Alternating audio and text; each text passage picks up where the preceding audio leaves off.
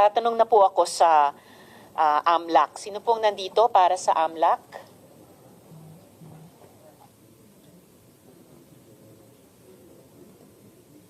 Yes, sir. Please approach the mic. Namumukhaan ko po kayo. Nakapag-oath kayo last hearing, ano po? Yes, sir. What's your name again, sir? Yes, Attorney Arpon. So, please take your seat and then lalagyan na lang po kayo ng nameplate ulit. So, Attorney, last Friday, kayo po, the Anti-Money Laundering Council, the NBI, and the PAOK, jointly filed several counts of money laundering. No? Pilipino ko na rin para ganap ding mapakinggan ni Ms. Sheila yung sagot nyo. This is importante itong tanong at yung sagot ng AMLAC sa inyo rin, Ms. Sheila. So, nung Biyernes, kayo po sa AMLAC, ang NBI, at saka ang PAOK, jointly po kayo naghain ng several counts ng money laundering laban kay Alice Guo, kilala din bilang Guo Huaping, kasama si Sheila Guo at iba pang mga individual. Ano po yung pwedeng parusa kay Sheila Guo sa mga kasong ito? Magandang umaga po, Your Honor. Well, under the Anti-Money Laundering Act, the Commission of Money Laundering carries with it the penalty of imprisonment. Ganong katagal po yun?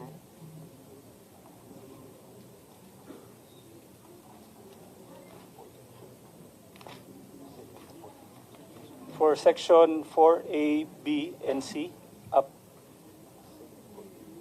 from 7 years to 14 years, Your Honor. From 7 to 14 years per count. That's correct. Ilang counts ang finailaban kina Ms. Sheila at yung iba pa? There are 87 counts, Your Honor. 87 counts. So kahit yung lower end na 7 taon, kasi ang kapag na-convict po kayo, Ms. Sheila, kasama si Guo Huaping at yung mga 28 pang ibang tao, 7 to 14 years ang parusa ng pagkabilanggo. Per count, may 87 counts po na nakahain. So kahit kunin natin yung 7 years minimum times 87, medyo matagal-tagal po iyon. Ano ba yon? 560 years? Tama po ba, Attorney Arpon? More or less, thereabout. So, medyo lampas na po sa isang lifetime, kahit dun sa minimum 7 years, kahit sa isang count lamang. Pag-isipan nyo sanang mabuti iyon, Ms. Sheila, yung narinig nyong sagot ng AMLAC sa atin. Salamat, Attorney Arpon. Ms. Sheila, follow-up ko na ang mga tanong po sa inyo. So, Ms. Sheila, sa kwento nyo, nung unang hearing na humarap kayo sa komite namin, ang pinapalabas nyo, wala kayong alam sa lahat ng nangyayari sa paligid. Nagpapadala ka lang sa utos ng iba. Nagpapadala lang sa utos ni Alice or nagpapadala lang sa utos ni Cassandra. Hindi ako naniniwala na absolutely wala kang alam sa lahat ng iyon. Kahit papaano, alam nyong mali yung pagpresenta nyo bilang Pilipino na pinanganak dito. Kahit papaano, alam nyo na mali ang ginagawa ni Alice. Mali ang pagtakas nyo palabas ng bansa. And hindi po pwede yung hindi ko alam, Your Honor. Umenta na po yan eh. Wala na po yan talaga. Sabi nyo, dumaan kayo sa dagat, papuntang Sabah. Pero marami actually nagdududa dyan kasi masyado daw magalaw yung dagat ngayong panahon ng habagat. Masyadong malakas yung alon sa dagat mula rito hanggang Sabah. Kung totoo na dun kayo unang pumunta at may duda ako dyan. At ngayon, naaresto na nga si Alice and sa totoo lang, Ms. Sheila, pwedeng-pwede kanyang ilaglag. So isipin nyo rin po yun. Handa ka na bang magsabi ng totoo sa amin, Ms. Sheila?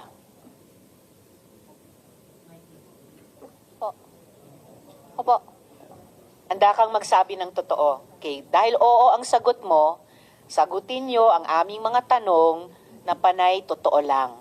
Walang pagsisinungaling. So sa totoo lang, ang dami ng butas ng original na kwento mo sa amin. Dumating sa farm sa Bamban, tapos pagkatapos ng dinner, nagbiyahe sa van ng may 4 na oras hanggang hating gabi. Tapos sumakay ng small white boat ng 5 oras. Tapos lumipat ng big boat at nagbiyahe ng 4 hanggang 5 o 3 hanggang 5 araw. Tapos napadpad sa Siembenna. Sa English ay Semporna. Yung Semporna na yan, nasa Sabah, Malaysia. Kung talagang sa Semporna kayo pumunta. Ang hirap paniwalaan actually na tatlo kayo, ni na Alice, bilyones ang pera ninyo, nga? Pinaghahanap ng buong bansang Pilipinas, i-expose nyo ang sarili nyo sa ganyang delikadong biyahe sa dagat. Kaya, bibigyan kita ulit ng pagkakataon, magsabi ng totoo. Kino-confirm mo pa rin ba yung komplikadong rutang iyon na kwento mo sa amin nung unang hearing? Or sasabihin mo, aaminin mo na kwento-kwento lang yan? At sasabihin mo ba Totoo sa po. amin ano yung totoong paraan na lumabas kayo sa bansa? At huwag niyong kalimutan, Miss Sheila, itatanong na rin namin ito kay Alice sa Lunes. Opo. Totoo po. Totoo lahat ng kwento mo sa amin Opo. noon? Sabihin mo na dito sa amin dahil pwede ka talaga mahuli kung nagsisinungaling ka pa rin. Anong sinakyan niyo nung bumaba kayo mula sa van? Ano po? Galing sa Bamban, sumakay kayo ng van ng ilang oras hanggang hating gabi pagkatapos ng hapunan. Pagbaba niyo sa van, saan kayo sumakay? Sa isang pier. Sa isang? Isang pier ata. Madilim kasi, gabi na po. Sa isang pier. Saang pier kayo sumakay? At hindi ako maniniwala na hindi niyo maalala yung basic details nito. Hindi ko talaga alam yung lugar Saang po. pier yan? Sa Jumalig ba yan? Sa Quezon? Hindi Sa ko- Batangas ba? hindi Sa ko alam Zambales, kung tulad saan ng po tinatanong ni Sen JV? Sa Palawan? Saan? Ang alam ko kasi, papuntang... dumaan kami sa Manitawag ng toll gate, papunta Skyway. Dumaan kayo saan? Sa toll gate ng Manitawag. Balintawak? Pagpuntang Skyway. Papuntang paakyat Skyway. Tapos, Diretso na yan. Hindi ko alam kung saan na yun. Yung lugar so, na yan. southbound. Siguro, Mula hindi ko Tarlac, sure. dumaan Hindi kayo ko sa sure. Bulacan. So, pa-south. So, papuntang Batangas, southern Luzon. Hindi ko alam kung saan o saan. Basta alam ko, Akit Skyway. So, pero malamang, kung galing ng Tarlac, dumaan ng Bulacan, pababa. Hindi naman magto-trouble bumaba ng Bulacan, U-turn, pa-norte na naman. So, Ayun, pa-south hindi ko- kayo. hindi ko alam Hindi, po. alam na namin yon. Yung buong fishing, yung malaking fishing boat, sabi mo, 4 na araw ang biyahe nyo doon. Na mahirap paniwalaan sa panahong maalon ngayon. Oh. Tapos yung baba nyo, sabi mo, sa Chinese ay Siembenna. Do you still swear that under oath, Miss Sheila? Ano po? Nanunumpa ka pa rin ba na pagkatapos ng ilang araw ng biyahe sa dagat na sinasabi mo, sa Siembenna kayo bumaba? Pagdating, bago sa Siembenna, may isunto sa amin yung isang small na maliit ng ng pool. Mhm. Bago lating sa Siembenna. Okay. So, pero na ini-insist nyo pa rin sa Siembenna kayo bumaba eventually. Sabi West, tanong kasi pagdating doon, tanong ko kay Wesley kung saan tayo. Mm. Sabi niya Siembenna. Okay? Maaari mo bang i-describe sa amin yung itsura ng Siembenna na yan? Hindi ko masyado, kasi beach yata yun. Beach, palang beach na may buhangin. Siyempre naman, beach. So may buhangin. Opo. Ano pa? Yun lang po kasi, umaga na ata kami nating doon. Umaga. Wala So may naman. araw na. Ano bang nakita mong detalye ng beach walang- sa Siembenna? May tao, pero hindi kaano. May kaunting... Palang turista ata yung tao na yun. Naalala mo ba kung natatakan yung passport mo? Kwento mo nga kung natatakan yung passport mo doon sa Siembenna. Natatakan ba nung pagdating nyo kaagad doon? Hindi po. Hindi natatakan or natatakan pero hindi kaagad? Hindi siya, paano ba? Hindi siya natatakan. Hindi siya natatakot. Okay. Diretso kami sa Malaysia, ba yun, Siembenna? Yung? Hindi ko pa alam eh. Ay, nako. Kasi Malaysia pagdating, talaga yon. Pero eto, Miss Sheila, so sinabi mo, hindi natatakan yung passport mo. Hindi mo naalala yung pinakita ko nung nakaraang hearing. Ito yung passport mo. May tatak o tatak kuno. hindi Diyan ko sa alam Sabah. hindi ko alam po kasi saan galing. Kasi ang alam ko, yung babae ang bahala dyan. Yung babaeng bahala dyan.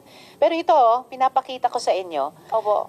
pinakita na namin ito nung nakaraang hearing. May tatak yung passport mo, entered Sabah. Alam ko. So may tatak. Opo. Ang problema, hindi nagmamatch ang stamp sa totoong dapat na stamp kung Sabah talaga ang baba ninyo. According to these stamps, July 18 or basa ng iba July 19 kayo pumasok sa Malaysia, pero via Kuala Lumpur. Kasi yung ganyang klaseng stamp daw ay itatatak lang sa passport kung galing ng KL. Ha? At July 19 ka lang pumasok sa Sabah. Ayon sa stamp na yan. Mm. Sa makatuwid, nauna ka dapat sa Kuala Lumpur kaysa sa Sabah. Pero ang kwento mo noon hanggang ngayon, mula Pilipinas, galing sa Sabah. Dumaan muna ba kayo sa Kuala Lumpur bago sa Sabah? Saan yung Kuala Lumpur po? Miss Sheila naman. Malaysia din. Oh, Malaysia. Kasi pagdating kami sa Sempen na, may ano pa, biyahe pa kami. Biyahe kami, tapos dalating sa isang lugar, Malaysia na yan. Lakainan alaw kasi kami doon. Bago tayo dun sa mga pinuntahan nyo pagkatapos ng Sabah, kung talagang pumunta kayo sa Sabah, kasi pati dyan sa stamp na yan may duda eh. Oh. Sheila, sasabihin ko sa inyo yung napag-alaman namin, galing sa mga kaibigan naming napagtanungan sa Sabah mismo, kung saan kuno stinamp itong stamp sa passport nyo. Sila ay galing sa Democratic Action Party, sister party ng Akbayan Party sa Malaysia, at wala silang dahilan magsinungaling, tulad ng duda namin sa sinasabi mo. Ayon sa kanila, wala kayong legal entry sa Sabah. Ha? Pati yung stamp sa passport na nag-i-indicate na dumating kayo sa Sabah, fake daw yung stamp na yan. Kinumpara nila sa totoong stamp na dapat tinatatak sa Sabah.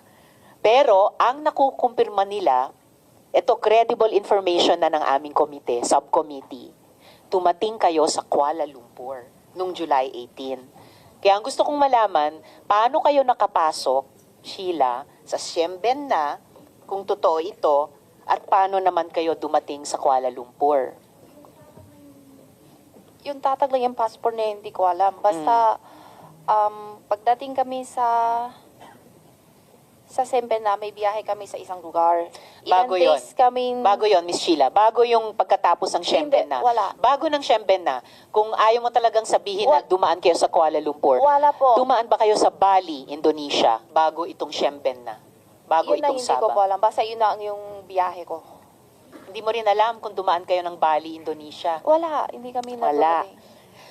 O, ganito. Kasi panay kwentong barko ang pinag-uusapan natin. Sumakay ba kayo ng eroplano? Hindi po. Ever?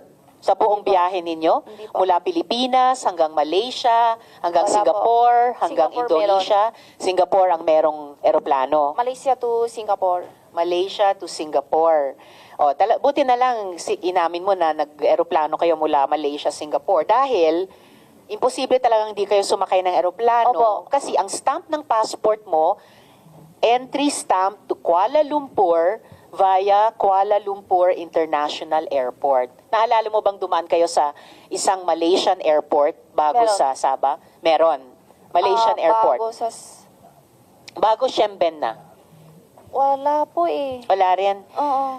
Oh, pero itong verified information namin mula sa isang official na grupo sa Malaysia na yung tatak na entry stamp sa Kuala Lumpur galing sa Denpasar, Bali. Naalala mo, dumaan kayo sa airport sa Bali papuntang Kuala Lumpur International Airport? Wala po. Hindi rin. Ako, Miss Sheila, yung sa situational awareness nyo, dapat talasan ninyo para makapagsabi kayo ng kompleto at totoo sa amin. Hindi, Okay, kasi po, ano?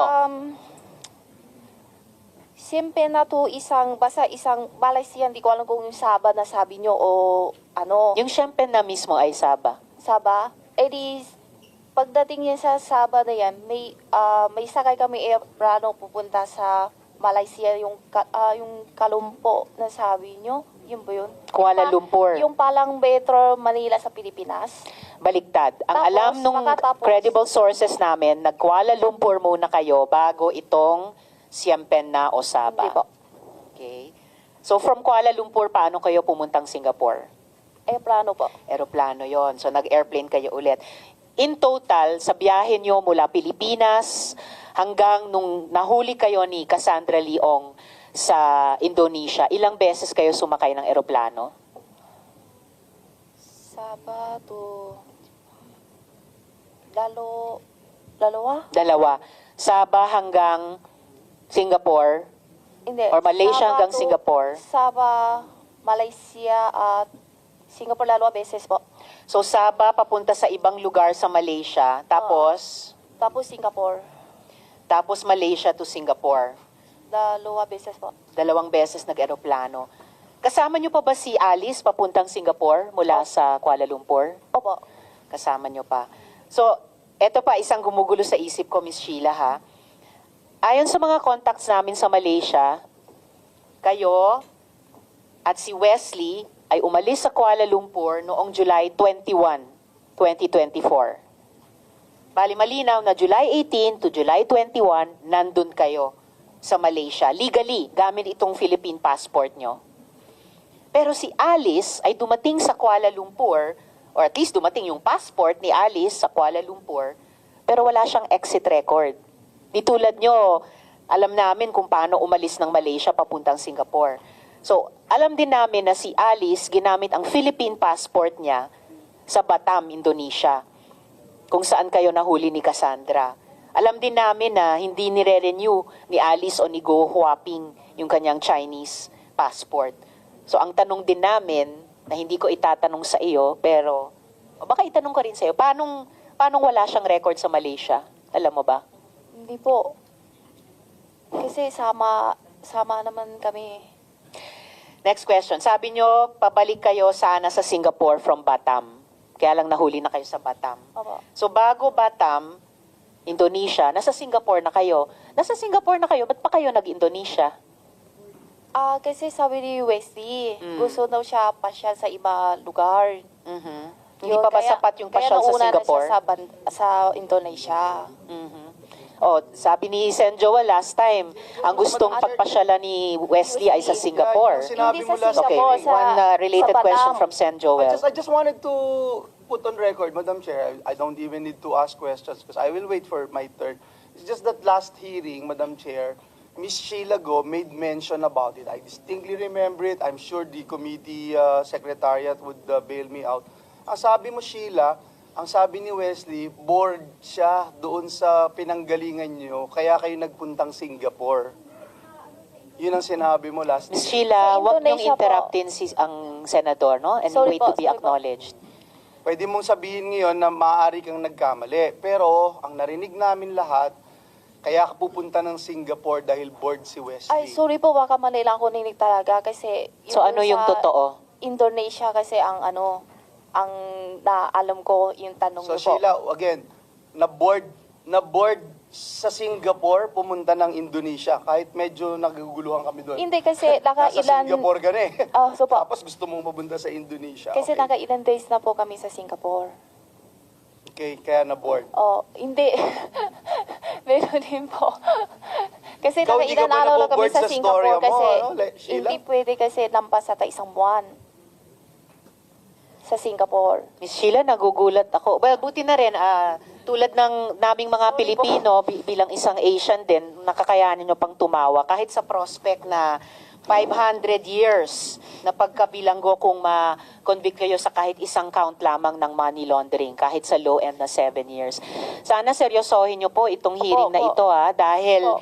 hindi lang ang Senado, hindi lang ang House, Opo. nag-e-effort mag-imbestiga, Opo. pati yung mga executive at constitutional body, sobrang interesado sa mga kaso ninyo. At dapat Opo. sa maikling panahon na lamang ng aming investigasyon at yung maikling panahon na lamang posible ng executive at ng constitutional bodies ng Pilipinas, pag-isipan yung mabuti, humingi kayo ng payo sa abogado nyo, pag-isipan yung mabuti, mag-cooperate seriously sa investigasyong ito.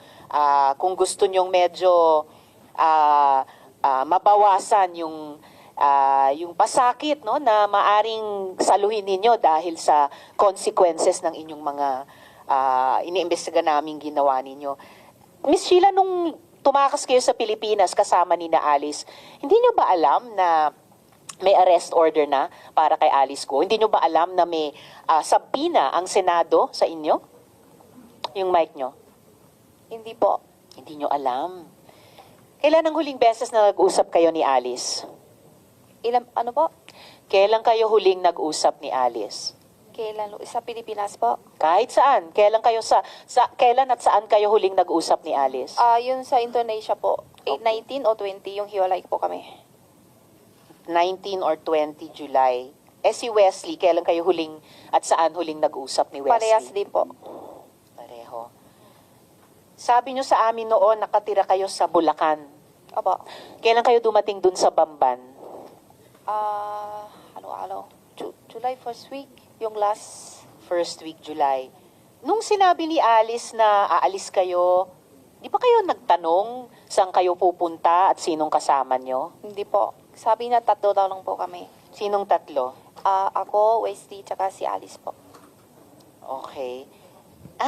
Hindi nyo ba naisip, hindi mo ba naisip na may connection yung pag-alis ninyo dun sa paghahanap sa inyo ng mga otoridad? Sabi nyo nga sa amin nung unang hearing, ikaw ay maraming travels, ikaw ang laging travel companion ni Alice kapag nalulungkot siya or basta gusto niyang bumiyahe. Siguro alam nyo naman na hindi karaniwang proseso yung dinadaanan nyo paglipat-lipat sa iba't ibang bansa. Hindi yon basta labas-masok lang. No? Alam nyo mali o iba sa ginagawa ninyo.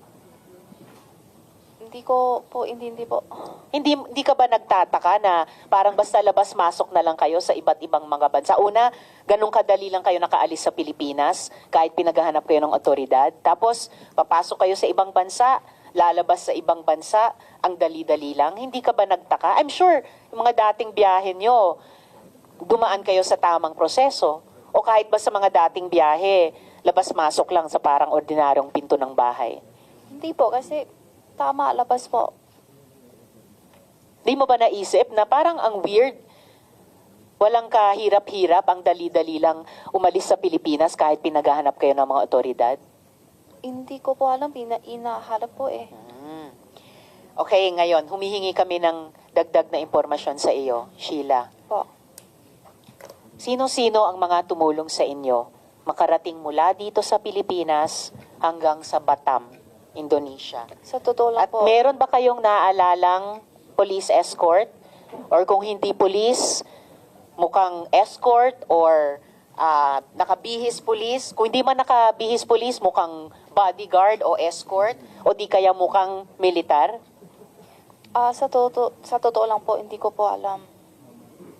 Wala ba kayong napansing kasama ninyo mula dito sa Pilipinas hanggang Indonesia kung saan kayo nahuli ni Cassandra na may ibang kasuotan na mukhang uniforme or mukhang security, mukhang bodyguard na nag-escort Wala sa po. inyo? Wala po. Nakarating ka na ba sa Sual, Pangasinan? Hindi pa po. Hindi pa. Pero sabi mo nung nakarang hearing, alam mo na hindi Pangasinan yung isang pinuntahan nyo. So, alam mo yung Pangasinan. Alam po. Saan ka na nakarating sa Pangasinan? Hindi ko alam kung sa Dagupan nata o Dagupan. pang Lagupan ng ano niya. May iba pa bang bayan ng Pangasinan kayo napuntahan na? Lagupan lang po ata. Ilang bayan sa Pangasinan ang napuntahan nyo na? Yun lang ang punta. Tsaka yung farm namin doon, hindi ko alam kung anong lugar. Po. Saan yung farm nyo sa Pangasinan? Hindi ko alam anong lugar. Basta alam ko lang Pangasinan. Sa Sual ba yung farm nyo sa Pangasinan? Palang hindi. Wala po. Okay. Ipapakita ako. DTI record ng Alicel Aqua Farm. Ikaw ang nakaregister dito na owner. Sheila, paalala ha, under oath pa rin kayo. Ha? Sa iyo ba itong Alicel Aqua Farm? Hindi ko po alam. Miss Sheila, ito po ay dokumento ng Department of Trade and Industry certifying na ang Alicel Aqua Farm sa Barangay Baciden sa Sual, Pangasinan ay nakaregister. Nakaregister sa inyo, issued sa inyo ang certificate, Sheila Leal Guo. Nakikita ko yung paan nyo, medyo ninenervyos kayo. Magre-relax po kayo kung magsabi kayo ng totoo sa amin. May alam Hindi ba ko- kayo dito sa Alicel Hindi Aqua ko po Farm? talaga alam po. Paanong hindi nyo alam to pero kayong nakarehistro dito sa in-issue ng DTI na Certificate of Business Name Registration? Baka ginamit ng yung ang pangalan ko po. Ginamit ang pangalan mo. Naku po, posible bang lumalabas talaga dito sa dokumentong ito? Pamilyar kayo sa Pangasinan kasi may business kayo dito ayon sa DTI mismo. O kaya ginamit yung pangalan ko na pang business lang po. Na hindi ko alam. So, alam nyo itong business na ito? Itong Alicel Aqua Farm? Hindi ko po alam. Pero alam nyo na ginamit yung pangalan nyo sa business na ito? Siguro. Siguro. Siguro or alam nyo na ginamit ang pangalan nyo sa business na ito? Siguro kasi hindi ko... Siguro. Ay, nako. Kilala nyo ba si Mayor Dong Kalugay? Si Mayor Dong kilala po. Kilala nyo. Paano nyo siya nakilala? Kinain kami sa isang restaurant. Nakita kayo sa isang restaurant. Kailan yon? Hindi ko matandaan kasi ilang taon na po eh. Ilang taon na? Ilang taon na mula nung nakita kayo sa restaurant? Before pandemic ata. Before pandemic. So, bandang 2019. Siguro. Mga 5 years ago. Siguro po. Anong okasyon? Bakit kayo nagkita sa restaurant nung bandang 2019? Sumama lang ako kay Alice po. Sumama kay Alice. So, si Alice ang may kilala kay Mayor Kalugay. Opo. Then, pinakilala kayo ni Alice kay Mayor Kalugay. Opo. Okay. Anong okasyon nun? Ano po? Anong okasyon kung bakit kayo sinama ni Alice sa restaurant at pinakilala kay Mayor Kalugay? Ako po. Sumusunod lang ako. Parang malalim talaga yung links nyo sa Suwal. Sumasama lang ako sa kanya. Sumasama. May isa pa akong ipapakitang dokumento. May ganitong ID kayo. Pwede nyo bang ipaliwanag to? Hindi lang DTI Certificate of Business Name na nakarehistro sa inyo.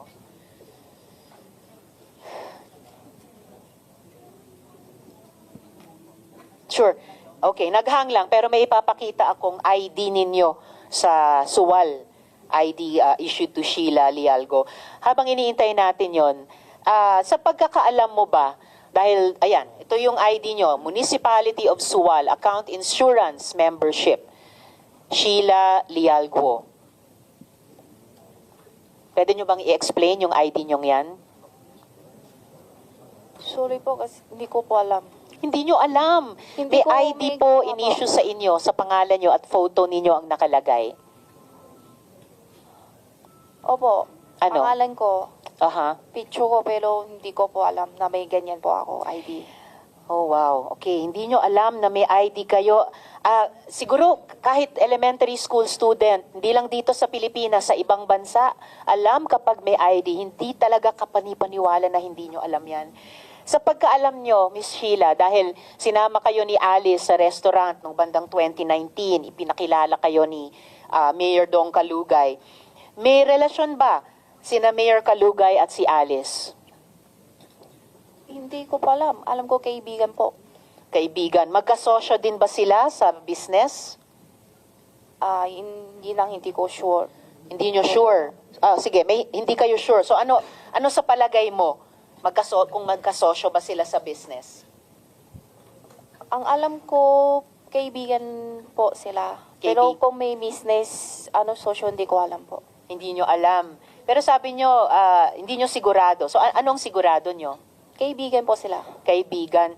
Saang restaurant kayo kumain kasama si Mayor Kalugay?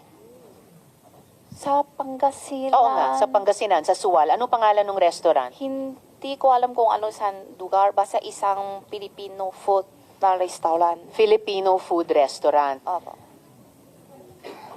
Sa Suwal ba? Hindi ko sure Or sa kung Dagupan saan. ba na alam mo? O, parang banda doon. Kasi, Bandang basta Dagupan. ang alam ko, Dagupan nata ang narinig ko, pero hindi ko sure kung yun ba yun. Dagupan, pero hindi mo pa rin sure. Miss Sheila, binibigyan kita ng isa pang pagkakataon at this point in time, ha?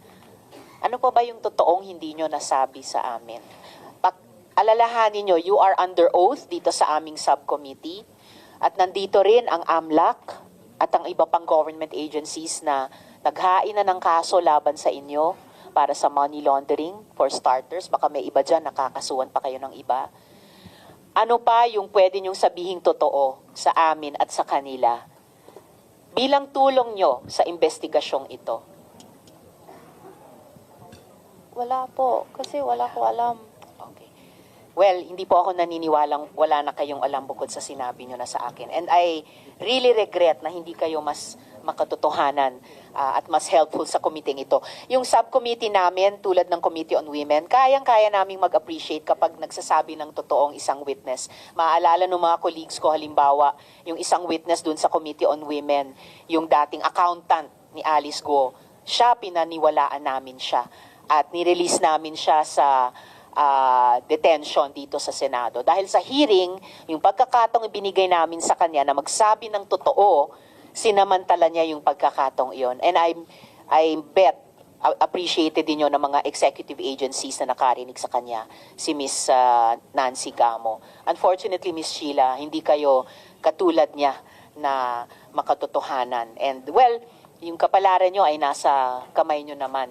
Nasa kamay nyo lamang, wala sa kamay namin.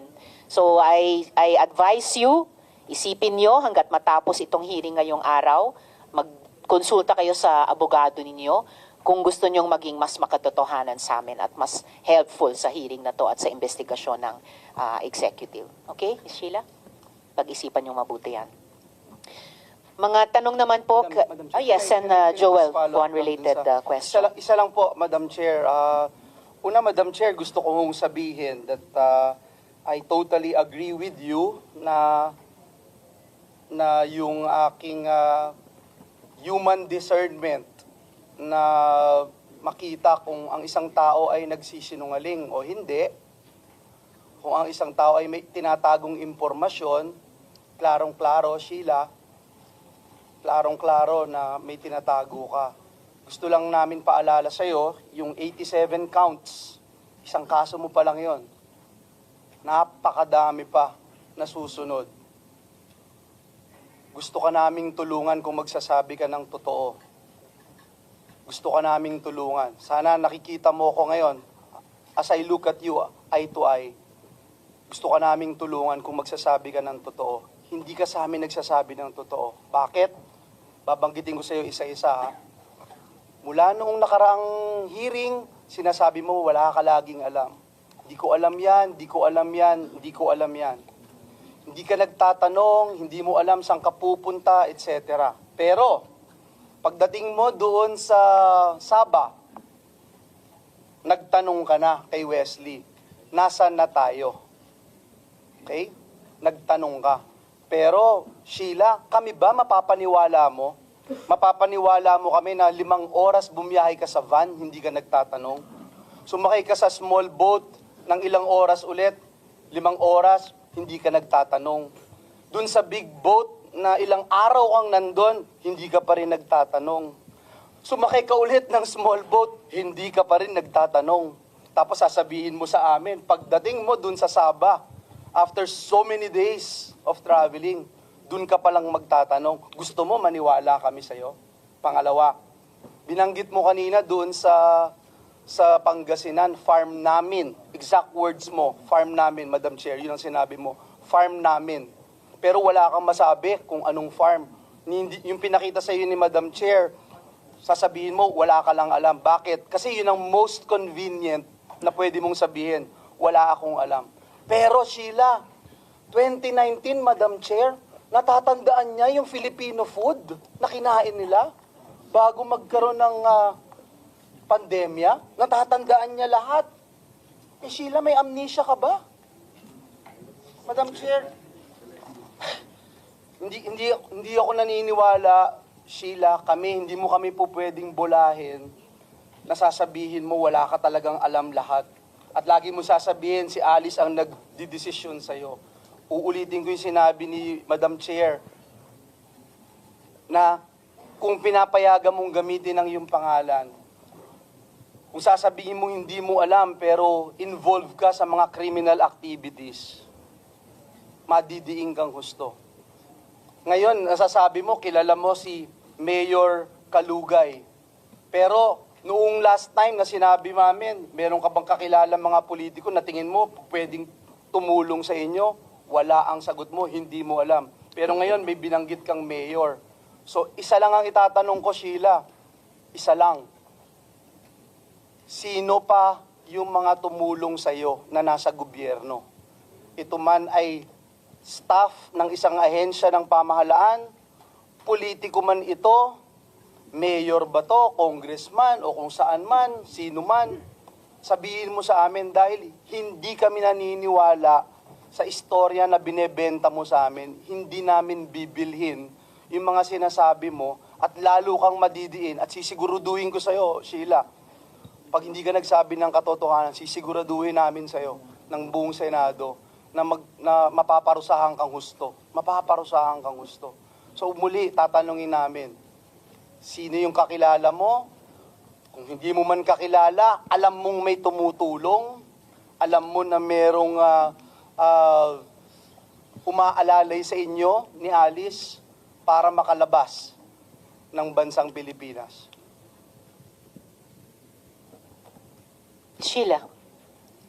Hindi ko po talaga alam. Ang ano lang kasi ang kakilala ko lang yung kaibigan po ni Alice na yung sabi niyo na maging police o kaya palang puliti, yun lang po si Mayor Dong.